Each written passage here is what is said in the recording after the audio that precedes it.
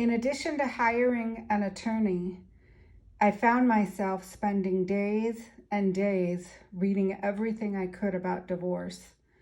It wasn't that I'm not familiar with divorce. I am the child of divorce.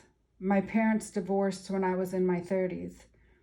2 of my 3 siblings are divorced, and a good amount of my friends and family. I disliked divorce even before it came for me. Knowing what divorce is and watching it happen around you still doesn't prepare you or give you the knowledge of how exactly you get through it when you're going through it yourself. Because I was 52 and had been with my husband for almost 27 years, I learned terms that I had never heard of before, like gray divorce and out spouse.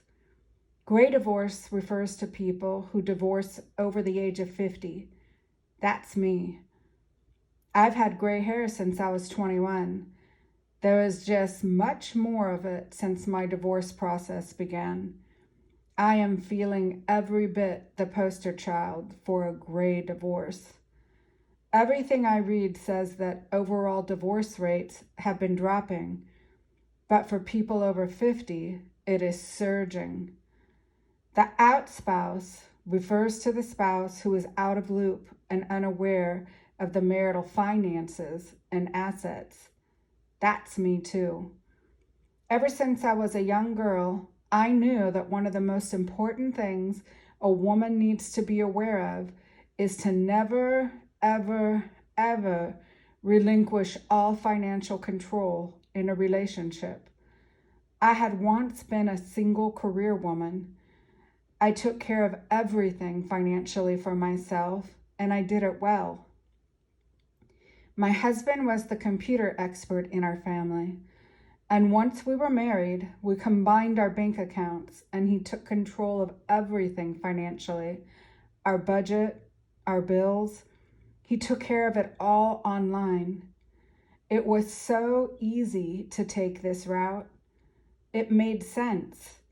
I never once felt anything but trust in him in regards to this. I felt he was a good person. In the first few years of our marriage, we discussed everything, every paycheck, every purchase, every loan. As the years went on, these discussions got less and less until I was out of the loop completely. When I brought up concern, when credit cards, house loans, and bills started having just his name on them, he told me it would be fine as we were married and we were looked at together, even if just his name appeared on financial documents. I have learned this is not true. I've approached him a few times over the last few years regarding my being involved in our finances more, even if simply just to take some of the stress of doing it all himself. Those discussions would always go very, very bad. Each conversation would end up being unresolved, and I continued to stay out of our financial matters. I have learned how much of a mistake this was for me.